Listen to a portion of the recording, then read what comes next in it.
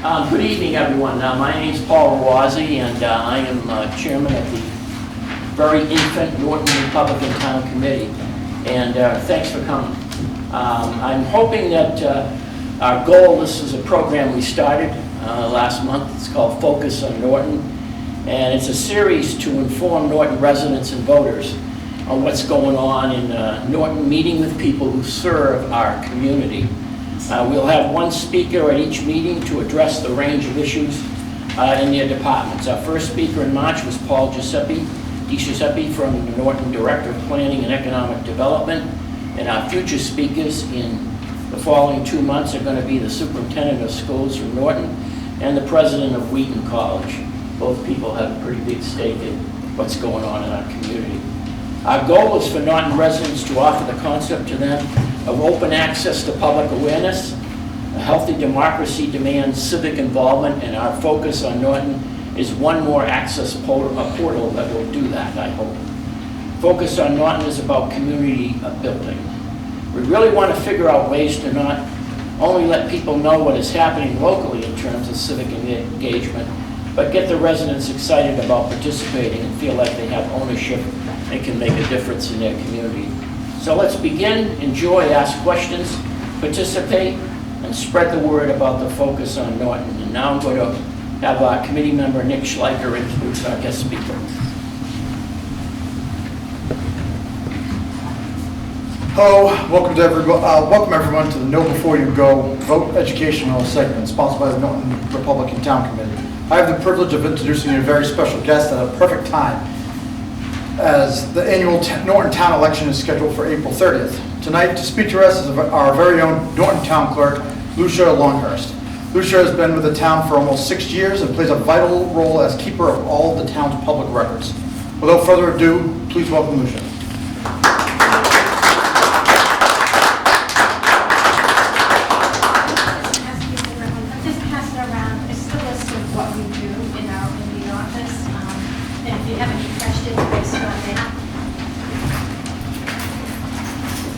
The town clerk's office, we are the keeper of the records, and we hold all records, or supposed to hold all records as long as we get them all. And we are the holder of the town seal, and that's to certify all the records, and a lot have to be certified. We deal with vital records, birth, deaths, marriages. We register them. People come in and pick them up. Certified copies we issue.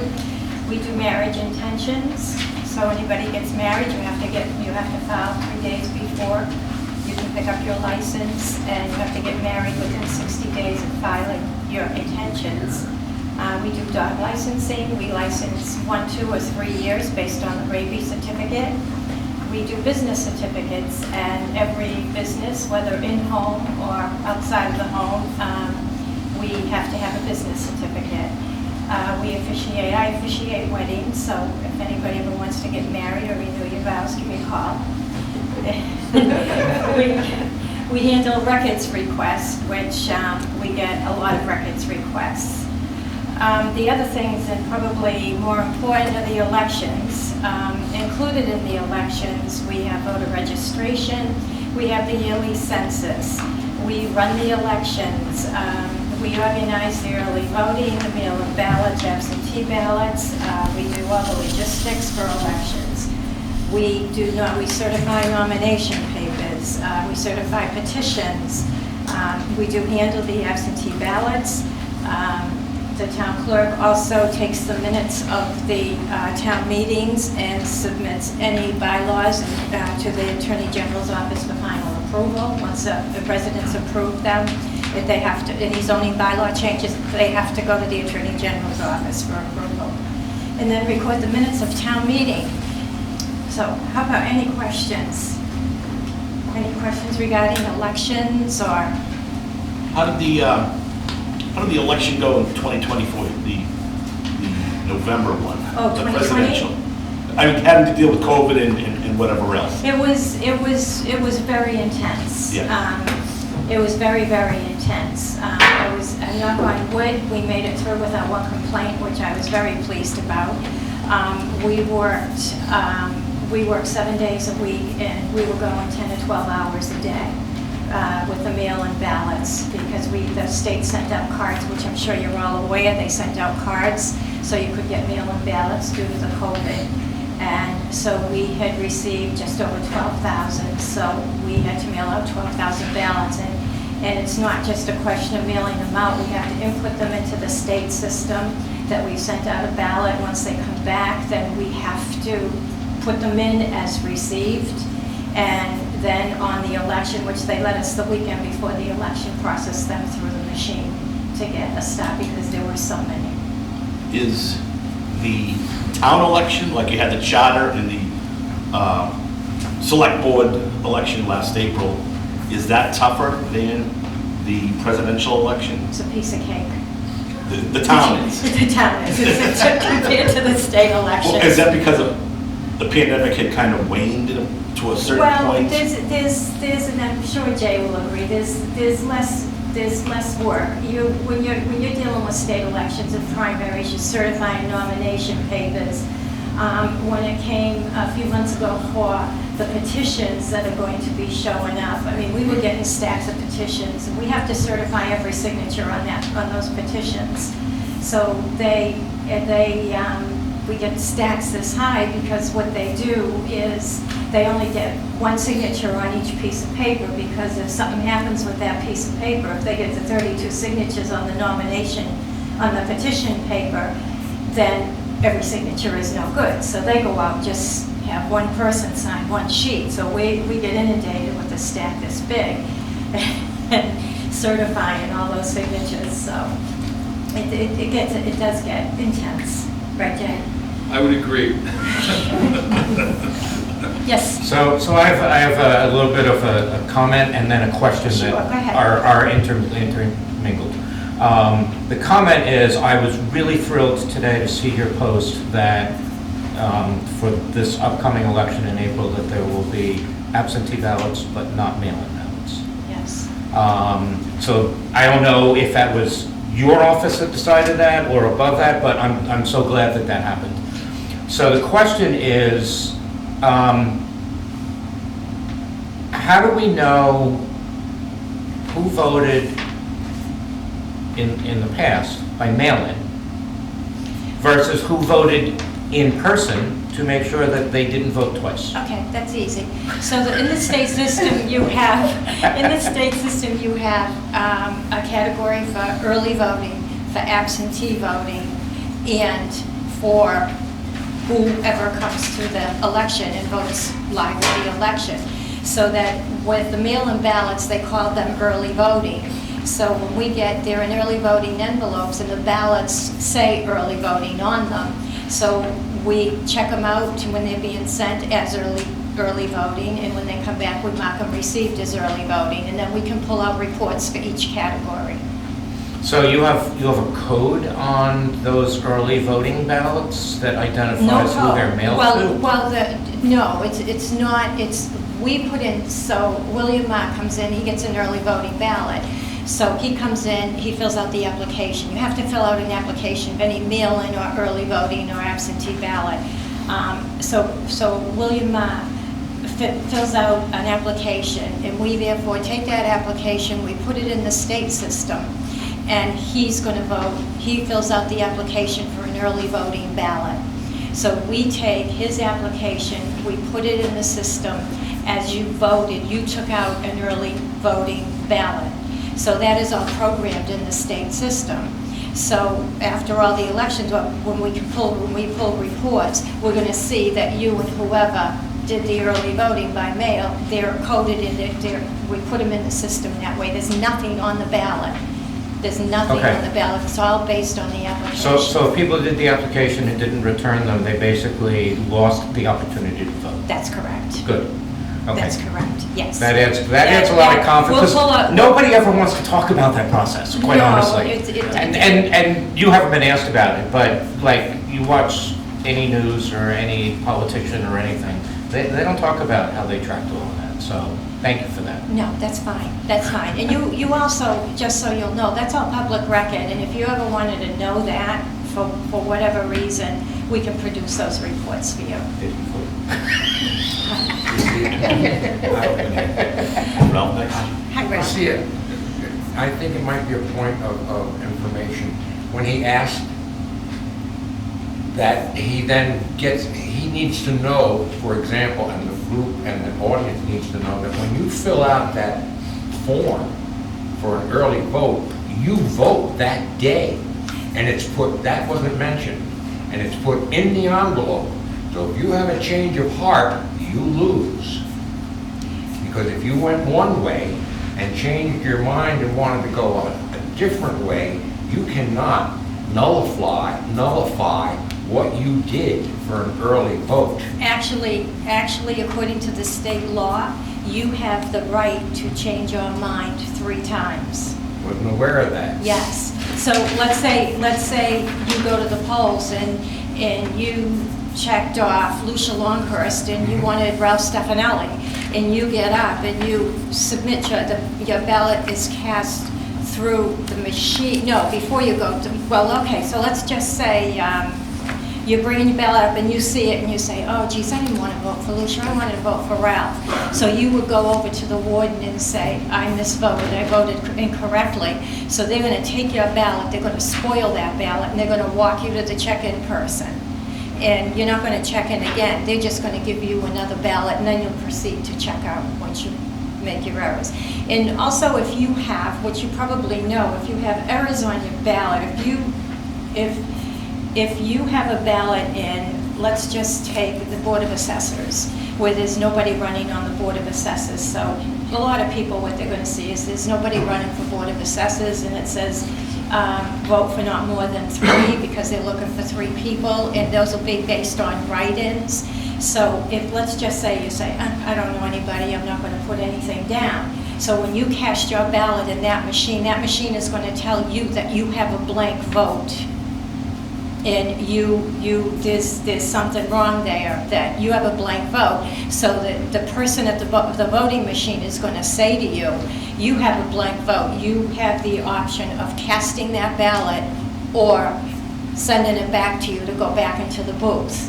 So you say yes, or you say yes, I'm aware, I have a blank vote, I want to cast my ballot, then you hit the button. The voter always hits the buttons. The voter always hits the buttons, and the voter always puts their own ballot in.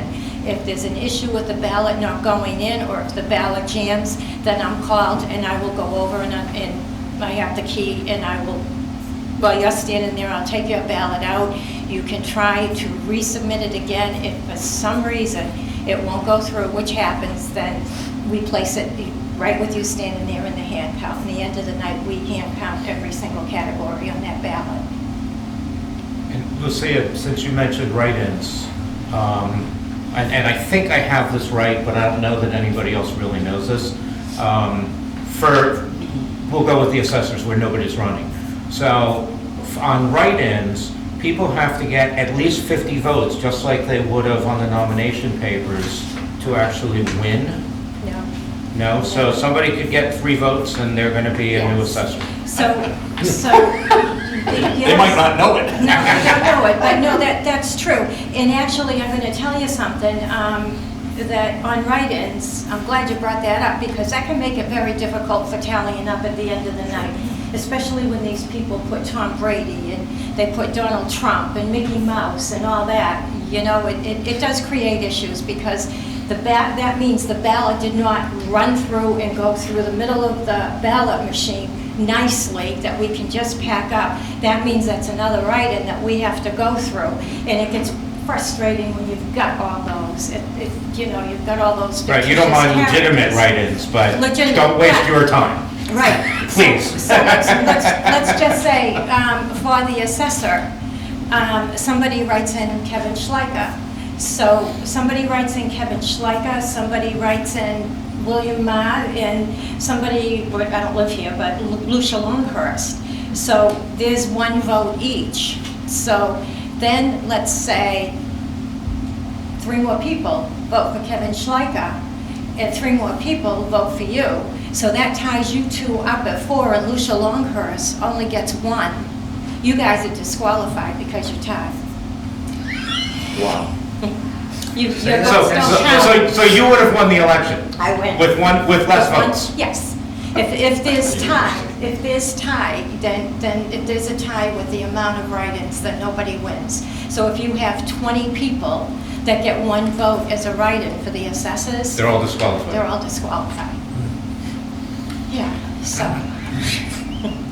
Sure. How are we doing with making sure nobody's passed away that's still on the list? You know, how often do we what we purge? do, I get something, it seems, every year when you check to see if you're still in town and you check. the census. Yeah, Mhm. yeah.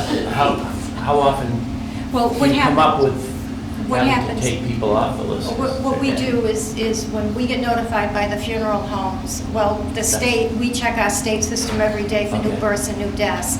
And when we see the new deaths of people that died in Norton, then we go right into the state system and we mark them as deceased. They should be gone right away.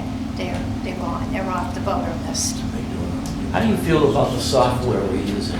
I think it's When we great. use it, you think it's, you know, with all the Oh, yeah, hacking and cyber attacks we read about?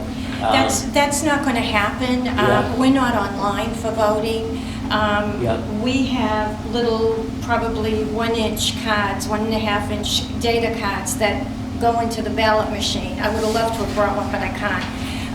And those cards go into the ballot machine, and they are programmed. So we just got the cards in for the town election yesterday, and so what we'll do this week is we're going to test those ballots. So already we have marked, they send us tester ballots, and we mark those ballots, each ballot, different ways, and we go through all those ballots and mark the every possible scenario that can happen, blanks, write-ins, the whole ballot blank, overvotes, and that type of thing.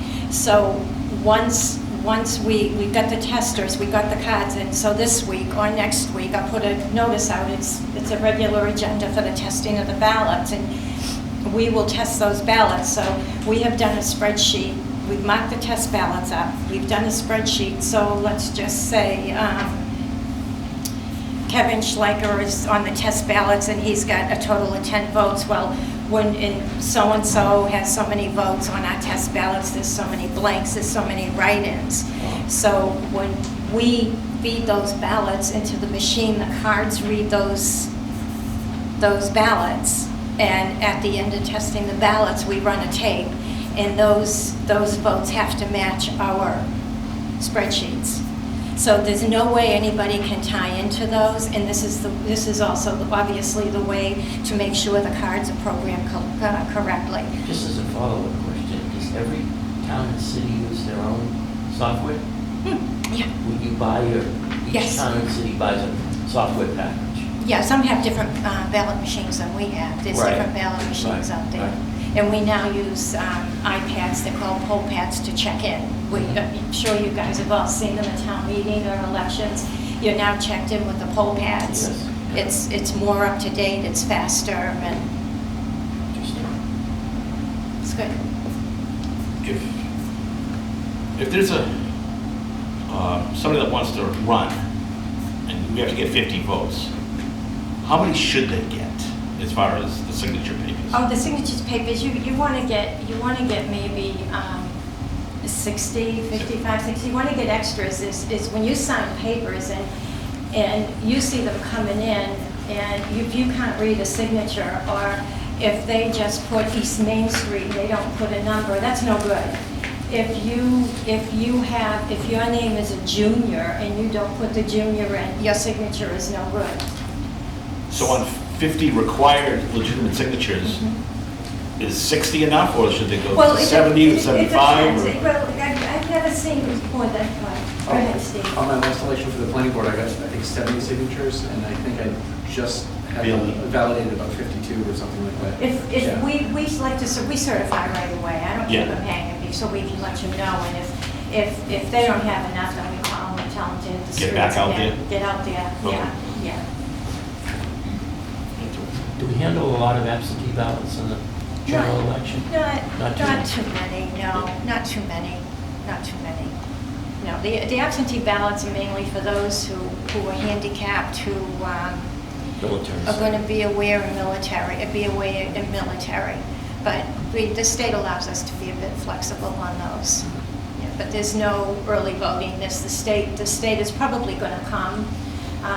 They haven't even made any decisions yet, have they? Right now, there's a difference between the House version of the early voting and the Senate version. So the Senate wants same-day registration, which gives people a little bit of pause, and the House doesn't. And so they're battling about that.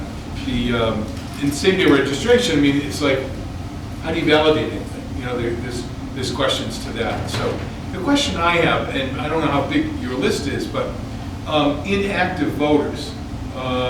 So folks that haven't died, folks that didn't send, like Paul sent back his census and said he didn't have a dog and he still, you know, lives at such and such an address, but he hasn't voted. But he voted once 3 years ago. So he's considered an inactive. Yes.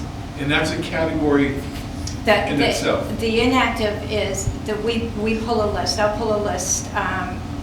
Actually, I can pull it tomorrow because we've just hit the deadline for registering to vote for the town election, so now I can do anything I have to do for the election. So I'll print an inactive list. I can get a list of all the inactive voters. I do not put them on the check-in lists. So if you go to vote and they don't see your name on the list, chances are you're inactive, and they will send you to the warden table, and the warden has the inactive list, and the warden is going to give you what's called an affirmation, and you will fill that out, and then the next day in the office, I will put that in, and I will update your census, and you'll be good. That won't happen. But if you remain inactive on your town census for 4 years, you miss 2 federal elections, then the state will delete you out of the voter registration system because they assume you're not in town any longer. So if you didn't vote for, say you decide to vote this year's primary, and you haven't voted for 5 or 6 years, you come in, you're not going to be on the voter list. So you will also, we cannot refuse anybody to vote. So what you will do is you will go to the warden table, you'll show an ID, you'll fill out a form, and we will, a provisional ballot. And then when the next day in the office, we do statewide searches to make sure you're residents, and we will also have you fill out a voter registration card at the polls. Now, what's your safeguard if somebody is on the inactive list that mails you in a ballot? I mean, the Secretary of State was mailing everybody, Yep. you know, the application, and it could, Yep. one could come from you, one could come from them. Yeah. How does that work? So what happens is when you come in to early vote, and we, like I was explaining earlier, we put the applications in, we put that if they vote in office, then right away we put that they voted, there's a category there, they voted in office.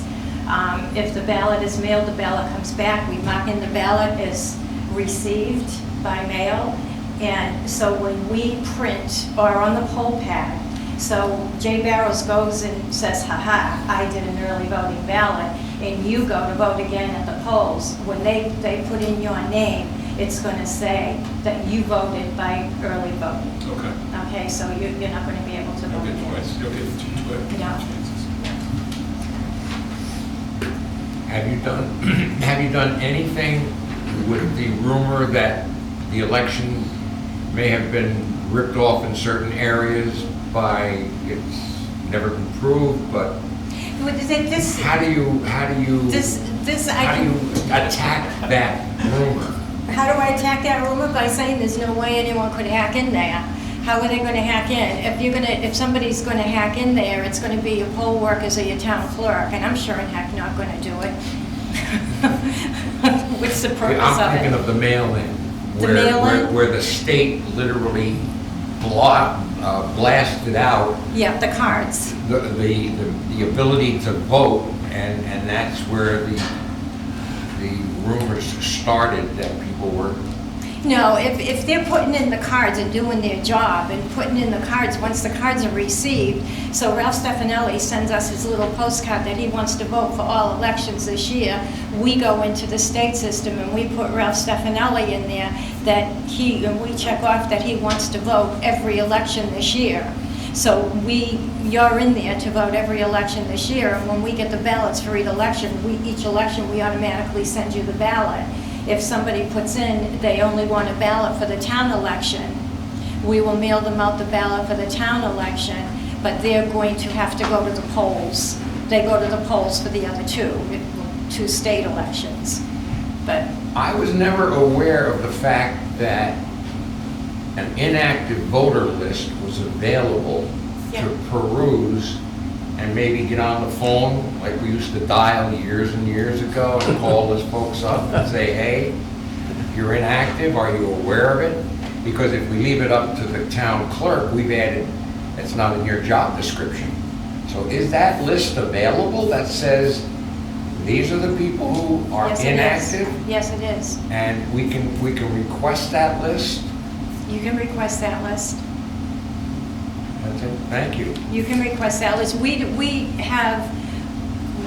don't have the time to get on there. We don't have the majority of phone numbers on there, and I don't even know, Jay, would the state want us to do something like that? I wouldn't have thought so. I think it's just too much of a conflict with us as far as town clerks go. It's up to the voter. Well, and so many people don't have landlines anymore, and cell phone I lists aren't know, published. and the only way we So- have their phone number is on the census. If they gave us their phone number and they wrote their phone number on the census.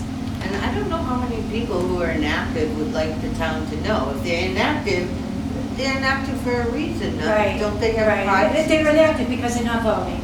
That's the reason they're inactive, is because they don't vote. They might be embarrassed to be on that list. Right, right. But you will see them, they will come out, 99% of them will come out on a presidential election, and then they'll be back to active again. Well, in our local elections, some of these results have been woeful in that you get 4 or 5% of the eligible voters that come out to vote. So either you call the inactives, or you call the ones that are active and see if you can motivate them to come out in the local election. Can you describe how many different ways a citizen in Massachusetts can register to vote? Because there's a whole bunch of different ways that you can do it, and you're almost automatically registered if Well, you do some transactions. The thing is this actually frightens me for same-day voter registration. If you're a resident in Norton and you're registered to vote in Norton, and you go to Mansfield and try to vote in Mansfield with a Norton address, if you put down on your voter registration in Mansfield that you're registered to vote or your previous address was in Norton, they're gonna put you in as a resident of Mansfield, and up's gonna pop that you are a duplicate and you are currently registered in the town of Norton, and therefore we select the duplicate, and that duplicate pulls you out of Norton and registers you with Mansfield. Now, if you're registered to vote at 70 East Main Street in Norton and you go to Mansfield and you go and register at 60 South Main Street in Mansfield, how do you prevent it? How do you prevent it? Right. I mean, there's no way Norton has no way of knowing that you're registered, in Mansfield and Mansfield too. But, if you wanna take that time to go town hopping, For one vote. for one vote. I think the other point is that new people coming into the area that go register to get a driver's license, they're automatically registered to vote. Oh, that's horrible. Yeah, if somebody goes and completes a form to get an EBT card, they're automatically registered to vote. Somebody fills out the form to select Mass Health for insurance, they're automatically registered to vote. And they have to opt out. You, I assume, receive some of these things in the mail All from the time. the RMV Yeah. and trying to figure out, did they or didn't they? And then they're offered an opportunity simply to opt out, not the opportunity to opt in. Right, and we get that a lot, because when you go to register to vote and renew your license, then there's a thing on the application that says that you're a registered voter. If you leave that blank, the RMV is going to register you to vote, and you're going to come through electronically to Norton. and it's going to select a duplicate if you put your name in the exact same way. So let's say Mary Ann Smith is a registered voter in Norton, and she goes to the RMV, and her license is listed as Mary A. Smith. The RMV is going to send that information over to us. We don't know she's a duplicate because she's with us as Mary Ann Smith, and the registry is sending her through to us as Mary A. Smith. And once we see the voter list, Mary A. Smith comes in to register to vote, and she's going to be listed on that list as Mary A. Smith, Mary Ann Smith at, let's say, 70 East Main Street, that's going to raise a flag to the poll worker and say, whoa, I think you better go see the warden, you're in here twice. But based on that, other than that, that's why when you go renew your license, be careful to put on there that you're already registered to vote, so that doesn't happen. And what happens is the registry, if they register you to vote, even if you're registered, they're registering everybody as unenrolled.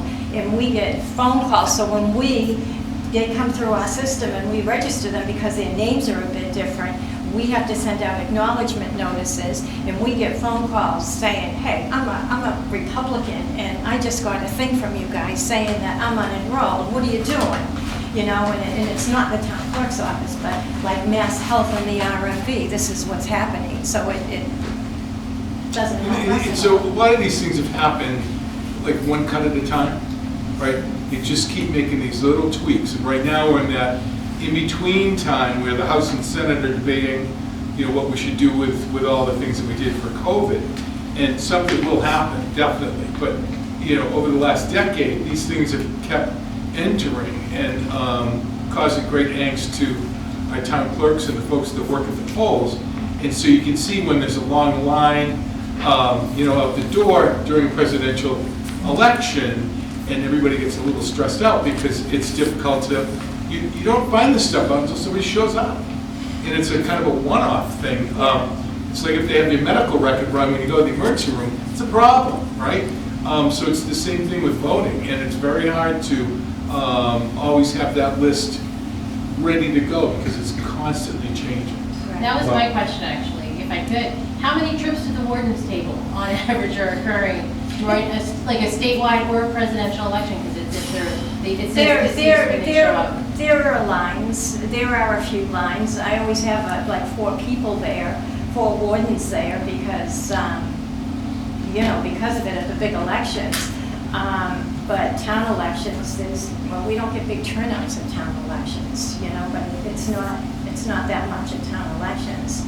And I probably just cursed myself. You might get one. This one looks to be pretty interesting. This is going to be very interesting. Well, and to Jay's point, the one truism, without fail, with our government at any level, is when things creep in, they don't come out. Right. No, you're right. That's true. You know, I mean, we've debated, and the Republicans have tried, obviously, in the past to, you know, either restrict or consolidate some of this mail-in voting stuff. How long are you going to have somebody, you know, can you imagine you're supposed to be open at 8 in the morning, you're supposed to close 5 at night, and if somebody's got to set that stuff up, they've got to get there at 7 to set all their equipment up. They're going to be there until 6 to take all the equipment down and lock up the ballots that have been received that day. It's a lot of work. That's on a town election. Exactly. But on a presidential election, we're never out of there before midnight. No. There's no way, it's impossible. No, and I'm talking about the 2 weeks prior to election day for people who that's are going to right. vote. Oh, yeah. You're doing that every single day, as opposed to setting up once for election day, if you will.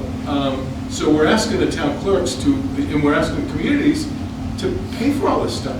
And what we've seen, it depends on who you listen to, did we gather more votes or voters, you know, during the big presidential years than we have in the past by making it more convenient, or we just simply made it more convenient and just spread the same number out over a period of 14 days or 30 days, you know, when the request for an application comes in. So, and I think around here, we didn't really bump it's the candidates that draw the votes. Exactly. Right? It's the contested election, it's the work of the candidates who create the activity. If it's uncontested, nobody's coming. No. And also, if I may, on the state elections with the live early voting, that is a huge expense for the town.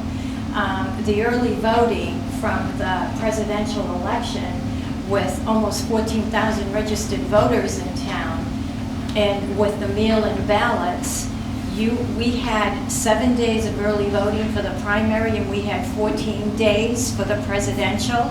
Well, you're talking about paying all that help. You're talking about lugging machines back and forth for this early voting, and that cost for that early voting was right around $9,000. That cost you guys the money.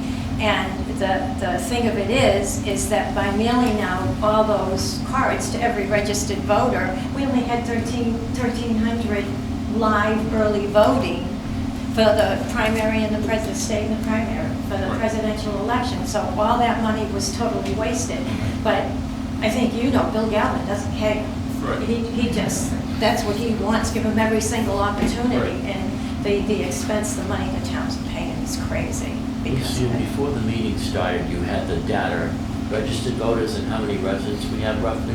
We have It's kind of an interesting 13,745 or 47 registered voters. How many? 13,700, and I think, what did I say, 45 or 47? 47. 47. And we have, Norton is a Democratic town. So we have over I think it was 26, almost 2,700 Democrats, and I think it was 1,800 and some odd Republicans in Norton. You have a lot of independents? Yes, the majority are independents, and then you've got like what used to be a pizza party. And everybody who gets automatically enrolled, if they haven't been already, with the license, with SNAP, with Mass Health, all go in as unenrolled if they haven't been enrolled otherwise. Exactly. So that inflates that number because of that automatic enrollment. Definitely, yeah, it will. So, I mean, we get a lot of people, and they're wondering what we're doing, and just kind of bear with us, because it's not us. And if you're Republican, and next thing you see, you get an acknowledgement notice that you've been changed to unenrolled. It's not us. It's the state. Don't call and yell at us. For this town election, for the select board, do we have 4 on the list, or do we have 3? We have 3, 4. Well, that's what I'm asking. So we've got, Is your ballot that you now have, is it 4 or 3? There's 3 on the There's ballot. 3 on the ballot. There's 3 who certified papers. 3. Well, there were 4 certified, did 1 drop out? One drop out, one Yes. declined. So that person is not Yeah, on she's the not ballot on the ballot, as for no. select board? That is Okay, correct. that's all. So what's going to happen is the write-in campaigns, if we have 1 write-in campaign, possibly 2. So on the write-in campaigns, it will be if they get the most votes, obviously. It's going to be like they took out papers, whoever comes in first and second. There's 2 seats, first and second. Write-ins and no write-ins will win. Okay. Okay? Unless 2 people tie. I'm sorry? Unless 2 people tie. That's 2 people.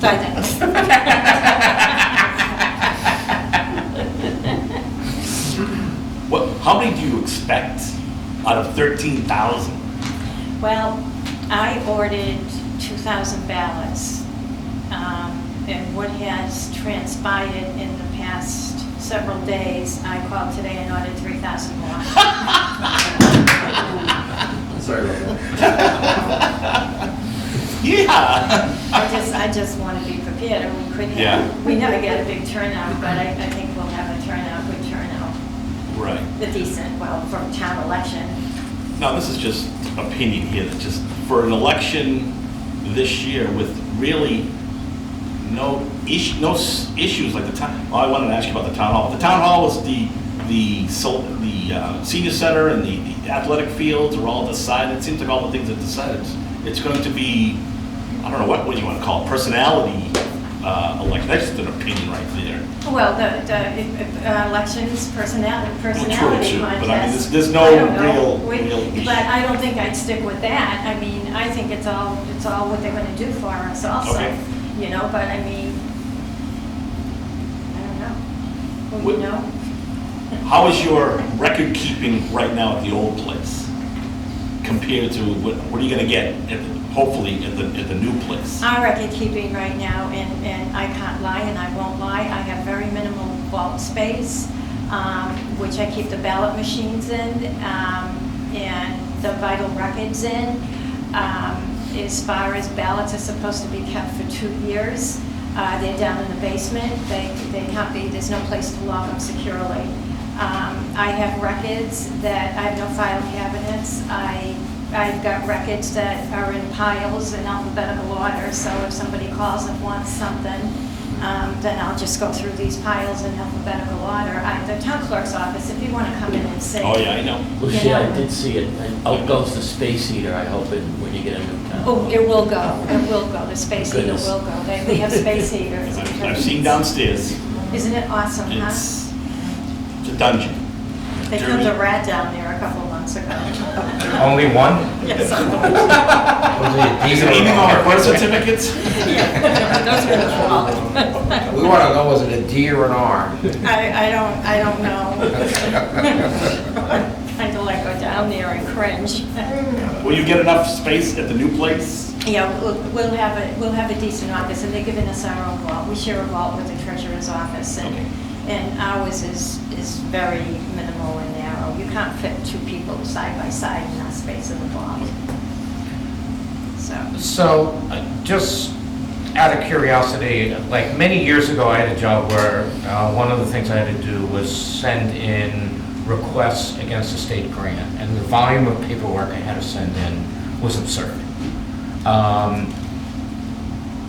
Is the state still so far behind that they require you to keep paper on everything, or are there certain records that the town could, I mean, we could hire high school kids and give them a job to just scan stuff. And then instead of you having to make a photocopy and mail something out to people, certain documents at least, can they be digitized and emailed out to eliminate some of this paper that you have? The town is looking to digitize. It's a very expensive thing to do, very, very expensive, but they're going to start. And they do want to start before we move, but it is a huge expense. But it's a one-time expense too. It's a one-time expense, yeah. Yeah, they have companies that will come in, and when I worked in Easton, they had a company that came in, and they just went through everything, and they know the retention schedules, like your census you can dump after a year, and they know the retention schedules on everything. So they came in to Easton, and they just went through everything, got rid of everything, and boxed everything up, and filed it. It was a software program. It was fantastic. So there are companies out there that the town, nothing to do with elections, but really. That'll give less homes to the rats. When the paper's gone. How often do you get together with fellow town clerks to share war Oh, stories or we notes? have- We love to copy from each other sometimes, new ideas. We have 4 conferences every year. 4. We have 4 every year. And the town always sends you. Yeah, I go, yeah, I go. Yeah. Yeah, we couldn't go because of COVID. Right. But I just went to Devon's, and in June I'll go to Plymouth. So, yeah. You learn a lot from those, I would hope. Yeah, Yeah. some of them you really do, and always there's elections because everything changes all the time, you know, but there's all kinds of town clerk stuff for courses. June's a good month to go to Plymouth.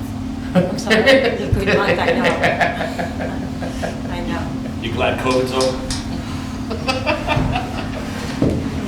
Hopefully. One of the things that we're hoping is that whatever the House and Senate do, and the governor ultimately signs, and you might veto some things or whatever, is we get it to them before, say, the end of August. Because you can't imagine the amount of work that they'll have to do in order to prepare for both mailing ballots out, organizing their list. I mean, and that would probably be the last thing that the majority party thinks about. The thing will not come out in a timely manner. It should have been out long ago, but it just stopped. So, and maybe it won't happen at all, and then everybody can breathe a sigh of relief, at least that you don't have to go, you know? I think it's gonna happen. Something's gonna happen. Something's gonna happen in June or July for the primary. Right. I think, So the primary is, for the general, the local election is what date? April 30th. April 30th. Yes, And then the next one is the primary September 8th. state, September 6th, September 8th, 8th, day after Labor Day. and then the general election is in November. No, 6th, you're right, November 8th is the general. Okay. Yeah, I'm sorry. So busy year. Busy year, yes, it's okay. It's the old adrenaline flowing, doesn't it? I thrive on chaos. I want to sort of have a dumb question. Do we have a drop off? Oh, God, yeah. I didn't, because I Yeah, we got, think of front of using one, the, but front of the, is that our only one? the front of the Town town hall. hall. Yeah, it's actually a mailbox, but it's Yeah. got ballots. It's been designed for ballots. Yeah. Yeah, we get that. Because I read too many bad stories of people running around dropping ballots in those boxes, not here, but nationwide. They can ping you on your phone. You actually find out who dropped that ballot in the box. God, Huh? yes. Big Brother would be watching. Yeah, Huh? yeah. Well, we have cameras outside town hall. Okay. Yeah, there are cameras out there. Yeah. Let's see it. Ideally, how would you like to be staffed in your new building? In other words, do you have enough staff to transfer and keep the machine running as you? Yeah. What would be the ideal? The ideal would be, it's just me and another full-timer. I lost a part-timer due to budget cuts, and I can't get it back, but my ideal would be another full-timer. Because I'm hearing, no, I'm not going to go there. I pass. Yeah, please don't. It's good. It's not bad. I guess a follow-up question to that, as far as adding part-timer and adding lost due to budget cuts. Don't have to give the exact salary, but what is the figure we're looking at in terms of how much that person costs? The part-timer, well, it's, the part-timer, I believe, was $16.75 at 18 hours a week, so they didn't have to pay benefits. So I think, what was that? Was it like 18,000 a year? 18,000 a year, but I think, looking at that price now, I mean, look at, you can go to McDonald's for 20 bucks an hour, you know, so I... You might not get anyone to fill it in. Yeah, exactly, You know what I mean? exactly. So, yes, so that's it. So I get my poll workers in. I'd rather work in the new town hall than McDonald's person. Not the old one maybe, but in the new one. Do your poll workers have to be on the ball? I mean, you know, we always used to see in elections wherever we came from, even my prior town to Norton, that some of the folks that work at the polls, they just were not, you know, kind of old and not too quick. They're, I have to be careful with that. I know.